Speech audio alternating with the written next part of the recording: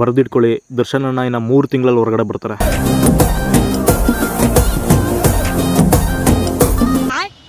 ಸ್ವಾಮಿ ಕೇಸಲ್ಲಿ ಅವ್ರ ತಾಯಿ ಬಹಳ ವಿಭಿನ್ನವಾದ ಅಂದರೆ ಪ್ರಾಸಿಕ್ಯೂಷನ್ ಅಂದರೆ ಸರ್ಕಾರದ ಪರ ಬರಬೇಕಾದ ಹೇಳಿಕೆಗಳನ್ನು ತಿರುಗಿಸ್ಕೊಡ್ತಿದ್ದಾರಂತೆ.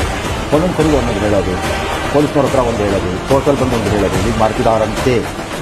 ದೊಡ್ಡವ್ರು ಅದು ಕೇಳಿರ್ಬೋದು, ಸತ್ಯವಂತರ ಬೆಂಕಿ ಇದ್ದಂಗೆ ಅದನ್ನು ಎಷ್ಟೇ ಮುಚ್ಚಿಡೋದಕ್ಕೆ ಪ್ರಯತ್ನ ಪಟ್ಟರು ಕವರ್ ಆಡ್ತಾನೆ ಇರುತ್ತೆ, ಒಂದಲ್ಲ ಒಂದಿನ ಆಚೆ ಬಂದೇ ಬರುತ್ತೆ ಅಂತ. ದರ್ಶನ್ ನಂತರ ನಾನು ಕೂಡ ಈ 2025ರಲ್ಲಿ ತುಂಬ ಕಷ್ಟಗಳು ನೋಡ್ಬಿಟ್ಟೆ. ಫೈನಲಿ 2025 ಹೋಗಿ 2026 ಬಂತು. ಈ ಹೊಸ ವರ್ಷಕ್ಕೆ ನಾನು ಯಾವುದೇ ರೆಸಲ್ಯೂಷನ್ಸ್ ಇಟ್ಕೊಂಡಿಲ್ಲ. ತುಂಬ ಲೈಫಲ್ಲಿ ಜಾಸ್ತಿ ರೆಸಲ್ಯೂಷನ್ ಅಂತ ಇಟ್ಕೊಳ್ಳಲ್ಲ. ಒಂದ್ಲಿ ಆ್ಯಕ್ಷನ್ನೇ. ಅದರಲ್ಲಿ ಮೊದಲನೇದು ಟ್ರಾನ್ಸ್ಫಾರ್ಮೇಷನ್, ಎರಡನೇದು ಟ್ರಾನ್ಸ್ಫಾರ್ಮೇಷನ್, ಕೊನೆಯದು ಕೂಡ ಟ್ರಾನ್ಸ್ಫಾರ್ಮೇಷನ್ನೇ. ನನ್ನ ಜೊತೆ ಟ್ರಾನ್ಸ್ಫಾರ್ಮೇಷನ್ ಜರ್ನಿನ ಸ್ಟಾರ್ಟ್ ಮಾಡಬೇಕು ಅಂದ್ಕೊಳ್ಳೋರು ತಪ್ಪದೆ ಅಕೌಂಟ್ನ ಚೆಕ್ ಇನ್ ಮಾಡಿ. ಇದು ಡೇ 1 ಅಲ್ಲ, 0. ಒಂದು ನಿಮಿಷ. ತಮ್ಮ ಮನೆಗಳನ್ನ ಬೆಳಕೋಸ್ಕರ ಇನ್ನೊಬ್ಬರು ಮನೆ ಬೆಂಕಿ ಹಚ್ಚೋ ಬೋಳಿ ಮಕ್ಕಳಿಗೆಲ್ಲ ಹೊಸ ವರ್ಷದ ಆರ್ಥಿಕ ಶುಭಾಶಯಗಳು. ಅರ್ಥ ಆಯ್ತು ಅನ್ಸುತ್ತೆ.